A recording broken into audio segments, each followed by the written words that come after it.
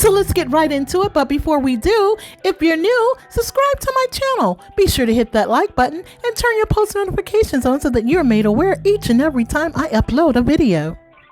Hey guys, welcome back to my channel. This is your girl Hidden Treasure if you're new, and I've got a story for you. Okay, so this is news just in. Snoop Dogg's daughter, Corey, went to her Instagram page to explain how she deals with depression, her medical condition lupus, and also colorism, and that she's the only dark-skinned one in the family, and how she internalized that. Now, she's surrounded by love. Everyone in her family loves her, and they tell her, "You are beautiful. We do not care. Your melanin is popping. You're beautiful just the way that you are and the way that God intended for you to be." But, you have to feel that within yourself. So she's building and they're helping her build. Well, something happened over the weekend with her boyfriend there. He was driving her car, Toyota Corolla, and he was in an accident. And so that threw her into an onset of depression. And then she isolated herself and tried to do harm to herself. So we're going to take a look at the video, and she's going to explain what happens. And, she says that, how she deals with colorism. They're saying, people are saying to her, you're a cute girl, or you're not so cute, or you're fat. She says all this is what people tell her, or you're cute to be dark, or why are you so fat? But, her medical condition, lupus, again, causes weight gain, hair loss, and skin discoloration.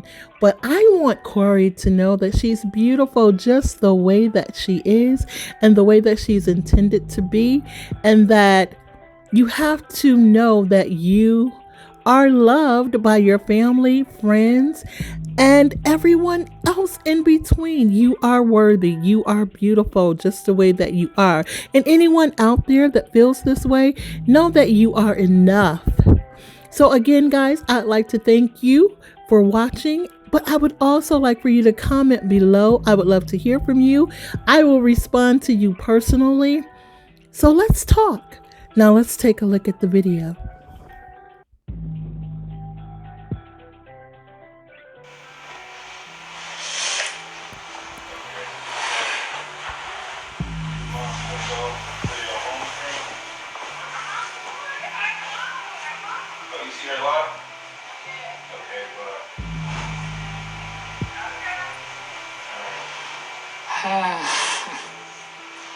Today, okay, first of all, like I said in my post, like I've been going through a lot, right?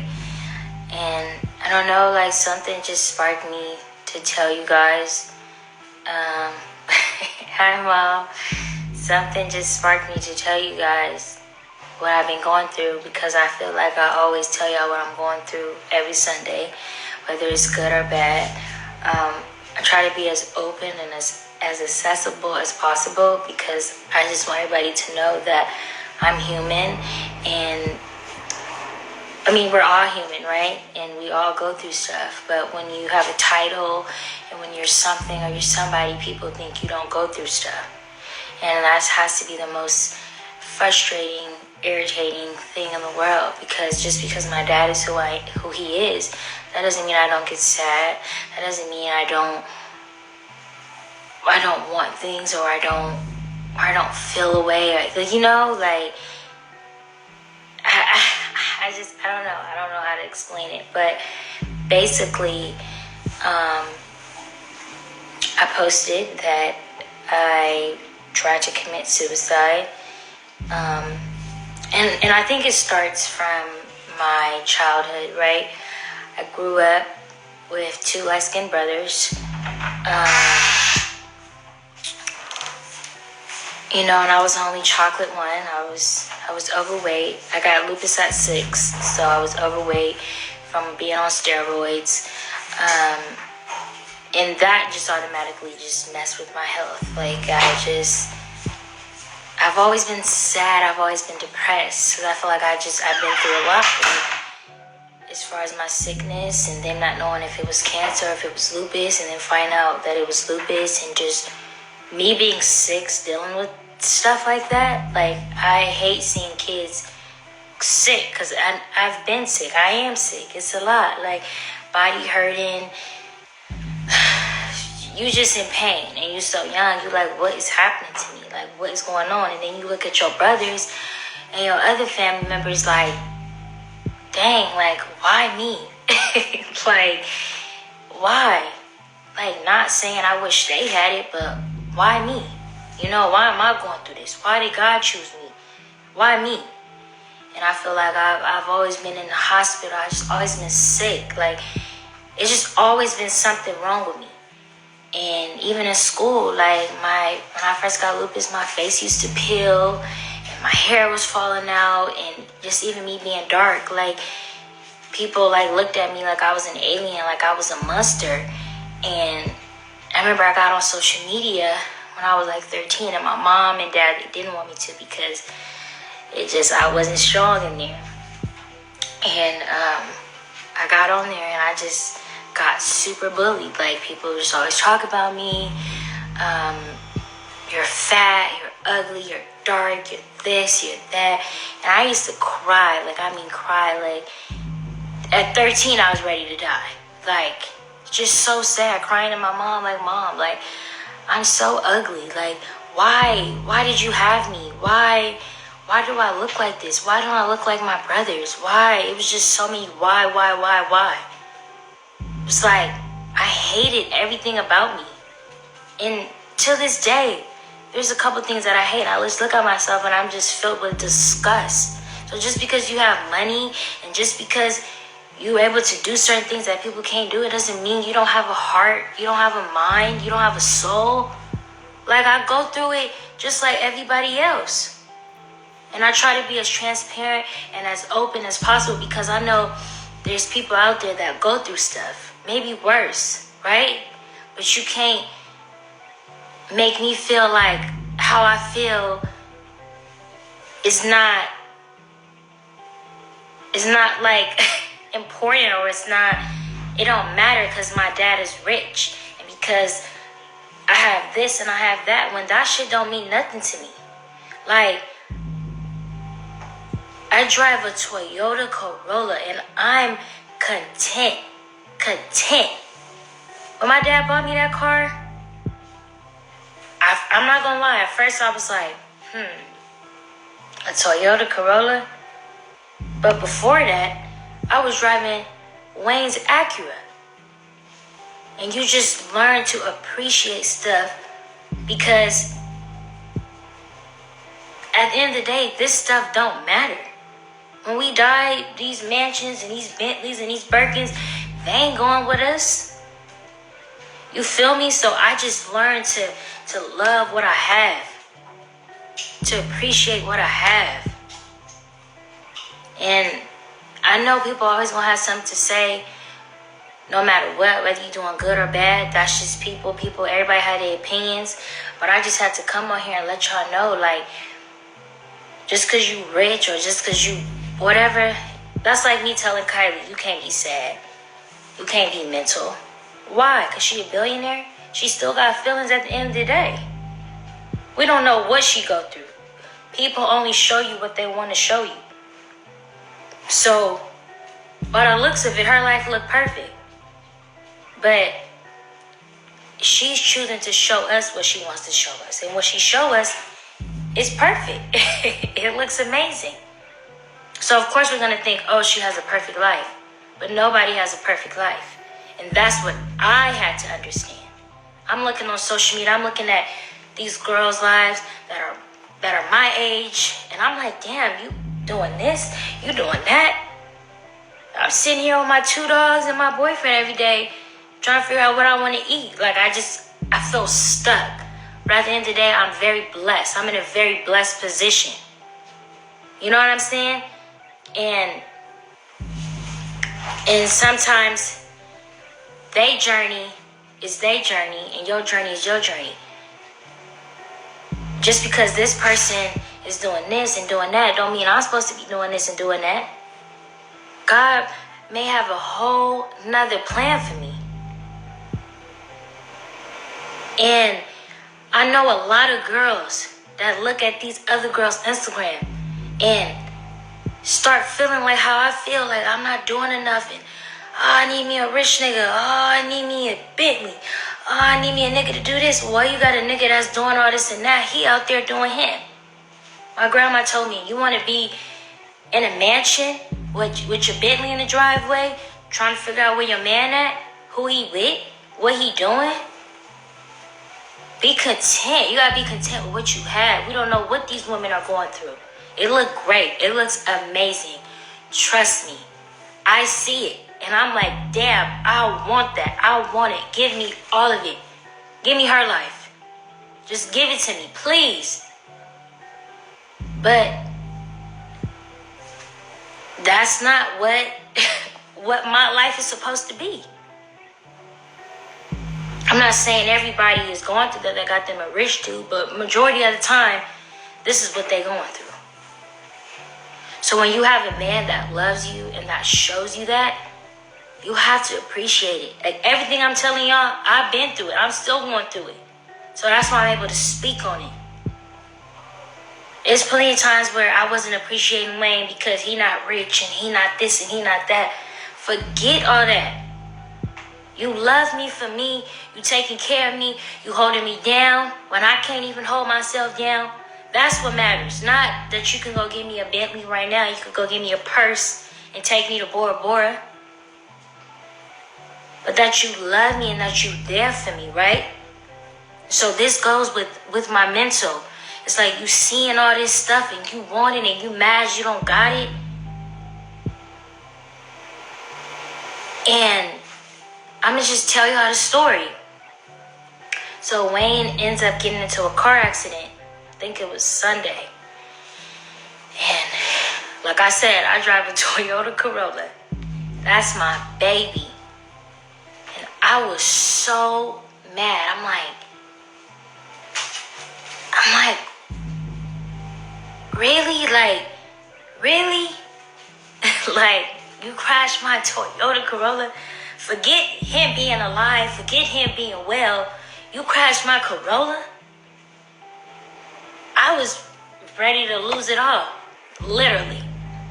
And something in that accident just triggered me. It triggered me. And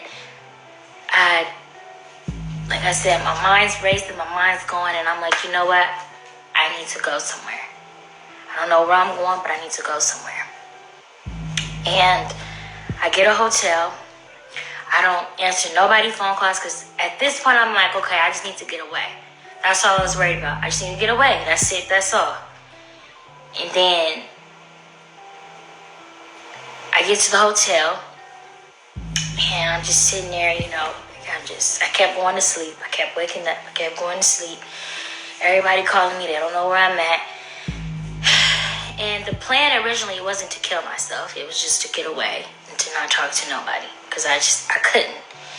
Life, I can't handle life. I can't handle stress. When stuff gets too hard for me, my mind instantly goes, kill yourself. Or end it. Because it's just, I feel like that'd be the easiest way out. I don't want to feel pain no more. I don't want I don't want to feel no more. So if I just end it, I'll be okay. This is the way my mind is thinking. I'm literally giving y'all a look inside of my mind. And so I'm there.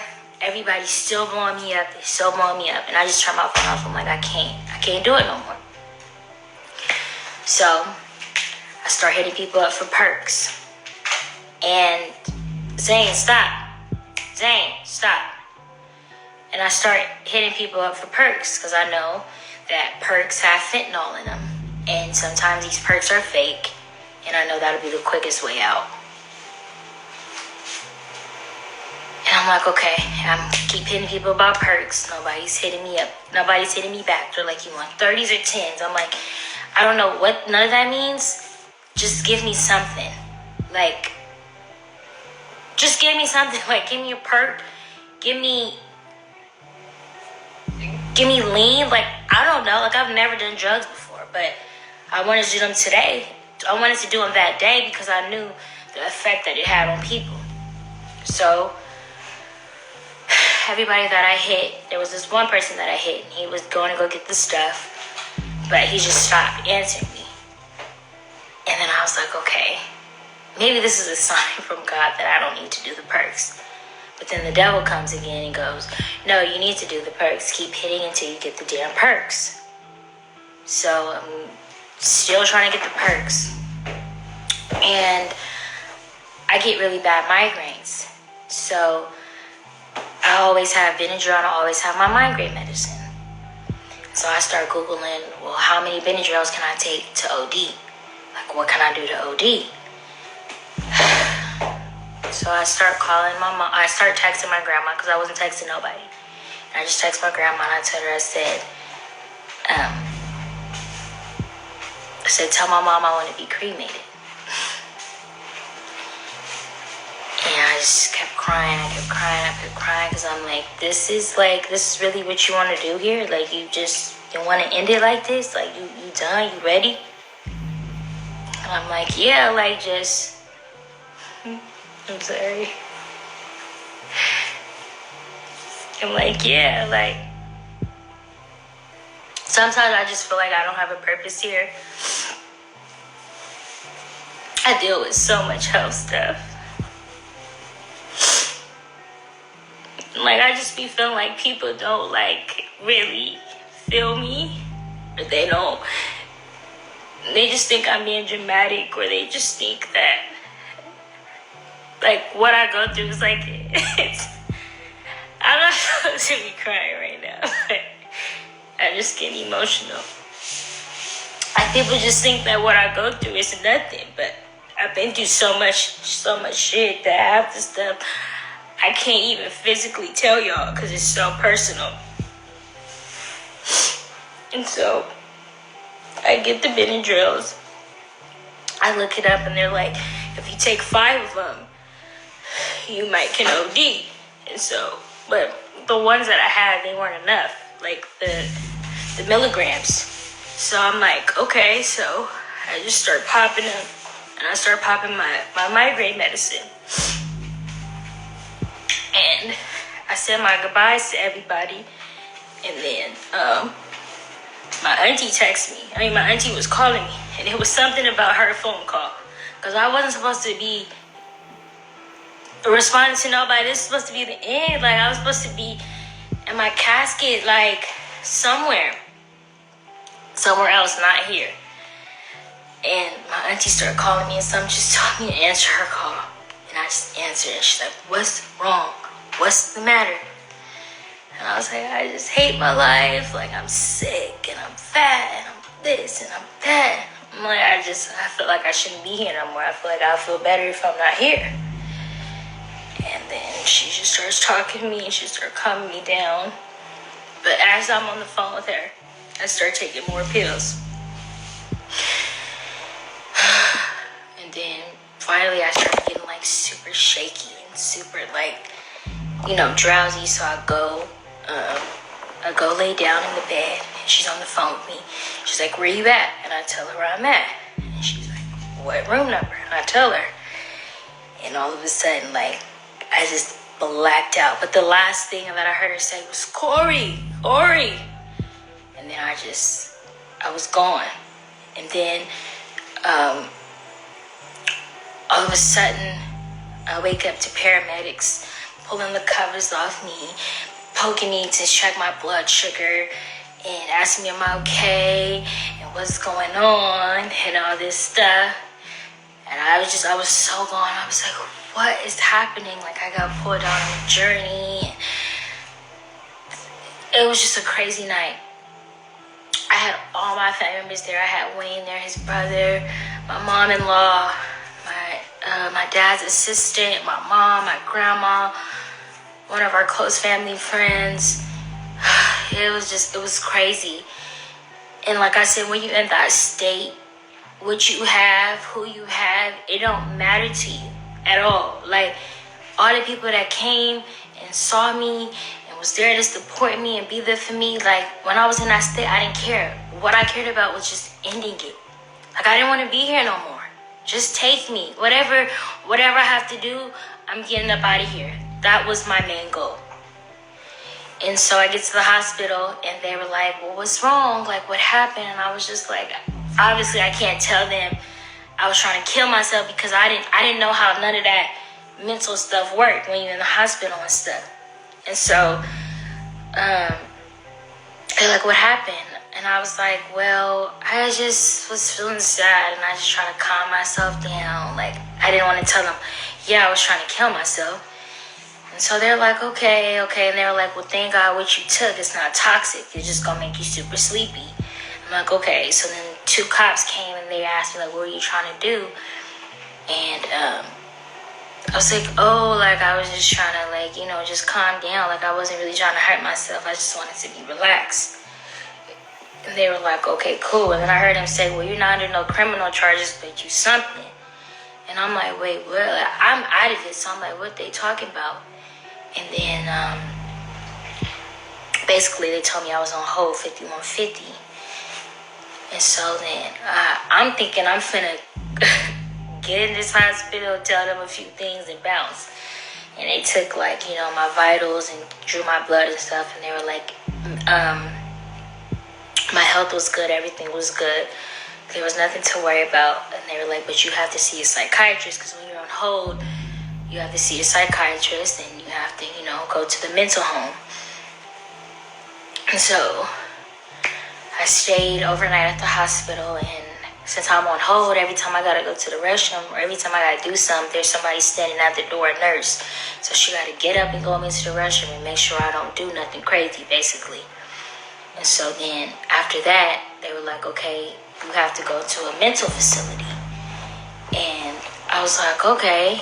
Like, I watched a couple movies about mental facilities and I kind of was like scared.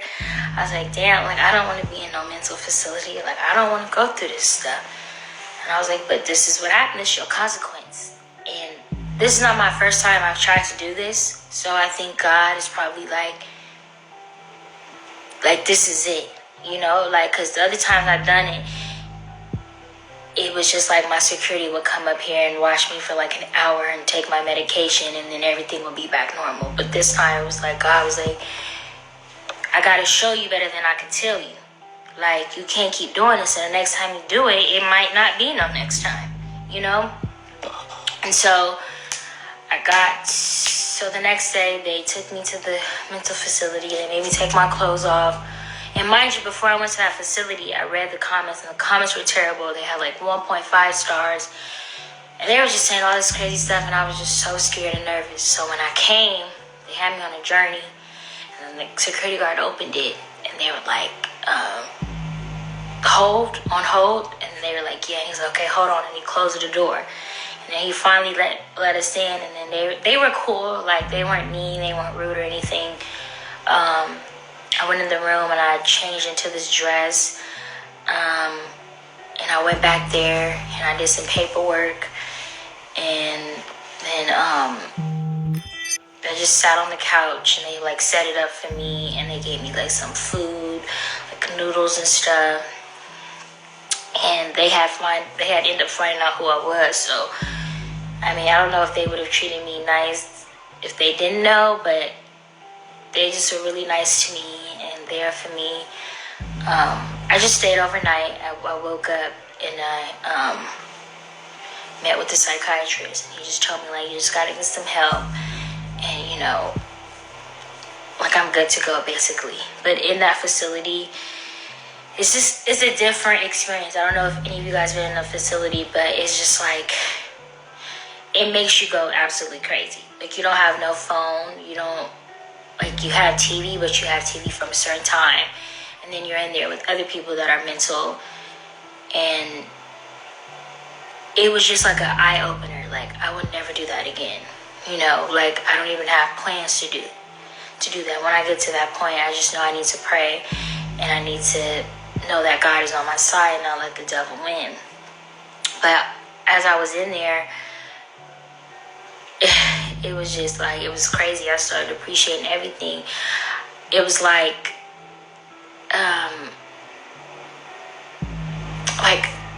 everybody in that facility, they had nobody to call. Like, they lived on the streets. Like, they were coming there so they could have a place to stay, so they could, get fed whenever.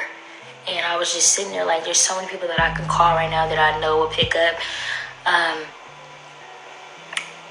And I just started appreciating life. I was like, I just want to hug Wayne. Like, I just want to go home and hug Wayne and hug my mom, my auntie, my nana. I just want to feel the floor. Like, you just start thinking about your life, and you just start thinking about stuff. And I'm like sitting there crying, like there's something really like I never thought that I would be sitting in a facility for trying to kill myself. Like, I never thought about that. And the fact that I was in there, it kind of like made me so sad. Because, like, I've never been through this. I've never experienced this. And it was really just an eye-opener. I just kept talking to God, like, I'm sorry. I'm sorry if I ever act ungrateful. I'm just sorry. Because, like I said, I am very blessed. And sometimes when you in that state, you don't care about none of that. You don't care about having family. You don't care about being able to, like, the fact that God gave me a voice to sing and to speak about certain things and, like, a platform. Like, you don't think about that. It's like literally the devil's in your head. Like, just do it, kill yourself, do it, why not? Like, you'll be okay. So, I was just in there for a night, and then I got out, and I was in so much pain. Like, I was just sore. I don't know if my lupus, like, started flaring up, but I'm still sore to this day. And I got out, and I was still just like, I don't want to be here. I was like, why didn't it happen? Like, why didn't God just let it happen? Like, why am I still here? So I was just going through it for a couple more days, and I feel like I'm finally, like, okay. Like, I have my moments, but I'm finally okay. And I really just want to talk about God for a moment, because He was there with me the whole entire time. Like, I couldn't even sleep. I only slept for 3 hours. And I just kept telling Him, like, please just relax me. Just make me go to sleep. Just help me. Like, and it's like He just put His hand over me. And I just went to sleep. And I woke up like, oh, dang, I was asleep. So I just want to thank Him. And even when I came home, I was still just on one, like, mentally. And He just calmed me down. Like, He's always there for me when I ask Him to be, or, and I even check up on Him, like, because I know people don't check on Him. They just ask Him, can you heal me? Can you heal my brother? Can you do this? Can you do that? We never check up on Him and make sure He's good. So I make sure that I do that, and I try to be as obedient as I possibly can. So that's kind of my story. Well, that is my story. And I think my depression stems from a lot of stuff. I think it stems from my health. I think it stems from what I've, dealt with being here for 21 years, about to be 22. So don't think that just because somebody has money, or just because somebody comes from something, that they can't feel the way that they feel. I saw some comments when they're like, I'm so sick of these rich kids, and they're trying to end their lives, and they're trying to do this and do that. Well, when things happen, you have to look at why they're happening, right? Like, people don't know what goes on behind the scenes. Like, yeah, we're blessed. Yeah, we're able to do A, B, and C, but sometimes we don't have that support or that comfort that we need, And that's important growing up. So,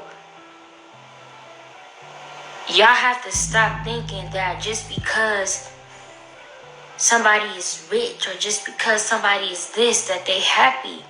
The guy from Jumanji committed suicide. And I think his name is like Robin Williams or something. Like, he committed suicide. Kate Spade, like, I can name a couple people that were rich and famous, and they committed suicide. Like, We all go through stuff. You can't tell me I can't go through nothing because my dad is rich. That's BS. That's BS. I'm pretty sure there's things that he goes through that he's sad about. But he's Snoop Dogg. So you telling me Snoop Dogg can't be sad? No, that's not fair. And that's not right. And I feel like sometimes people on Skid Row is more happy than people that's in a mansion. Like, more money, more problems. So you can't, yeah, and they do. And money don't always make you happy. Things don't always make you happy. So, a lot of people are just being very insensitive, but there's a lot of people that's also being very supportive and being there. And like I said, I'm not posting this for y'all to feel bad or feel sad or feel attention. I'm posting this because I know it may help the next person to know that, okay, I can relate to her. I can relate to somebody like her. And that's what I get all the time. Like, people DM me and they're like, there's nobody else on social media that I can relate to, but I can relate to you. Because it's real. It's not a facade. It's real. And we look on social media looking at other people's lives, which is not real half the time. And we want that. Like I said, I know a bunch of girls that look at other girls' lives and want what they have. But half the time what they have is not even genuine and they're not even happy. But like I said, everybody goes through stuff. Some people like to voice it and some people don't. But I'm the type to where I like to voice certain things so that, you know, we all can just be on one accord and talk about it and be there for each other. Depression don't have no title on it. It don't. It really don't. Or like no target, however you say it. Like, I could have been poor. And what y'all gonna say? I'm too poor to be depressed? Like, that makes no sense. You see how silly that sounds? It's sad. And I always go on Instagram and express to y'all how I feel. Like, because at first y'all didn't know nothing about me. Y'all didn't know what I sounded like. Like, y'all didn't know anything. And I decided to start going on there and just having these talks every Sunday. So y'all can get to know me and I can get to know y'all.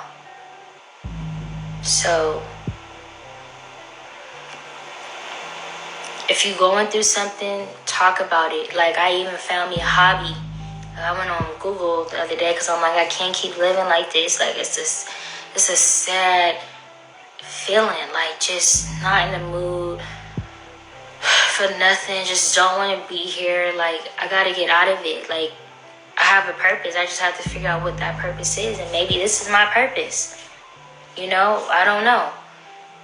And so I went online and I found a few hobbies that I want to do. And I have something coming very soon. And I hope y'all rock with it. And just know that it's all genuine and it's all love. And it's, you know, time has been hard. But I know that we can make good times. Out of bad times. So, thank you guys so much for listening, for being supportive. Like I said, every day is a struggle. I may wake up tomorrow and be back at square one. But there's a push now. There's a fight now. There's not... Like, I haven't really had thoughts about, like, ending it.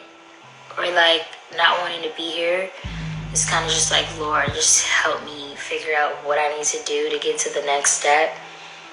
And I need to get busy. I need to get active. I need to do what I love and do what I want to do. So, and I feel like I'm at an age, and even like my homegirls, we're at an age where we're like grown, but we're young. So it's like, are we supposed to have it figured out? Like, and then it goes back to social media when you see girls your age and they're popping and they look like they got it figured out. And I think that's the main thing, is they look like they have it figured out. and then you're sitting here like, okay, I'm not doing anything. I'm not doing anything to make income. I'm just sitting here watching Disney Plus all day. But I'm blessed enough to do that. But is that what I want my life to be like for the rest of my life? You know, it's weird. It's like mixed emotions. And I feel like our timing is our timing, but obviously we have to do stuff so it is our timing. So we have our own journey, we have our own path, and let's just do whatever we can to follow it. There's going to be ups and downs. Life is definitely a roller coaster. And my focus right now is really getting my mental right, because every ball that's thrown at me, it hits me right in my face. And I'm just sitting there like, okay, what do I do? Like, I don't know how to dodge and duck and all that. It's like when stuff gets hard, I'm like, okay, what's happening here? Like, I just don't know how to handle it. So that's really what I'm working on now, is handling life, being an adult, not just trying to give up so easy. Yeah, I took some time off social media for a while. I mean, I was on there, but like, I really wasn't on there, and it made me feel 10 times better. And sometimes it could be, like my cousin told me, sometimes it could be your timeline, like who you're following. Like, I feel like I don't follow anybody that looks like me, you know, or does what I do. So if I'm looking at somebody that is the complete opposite of me, my mind is tricking me that I want that, but you don't even like that, nor do you want that, you know? Your mind is very powerful. It really is.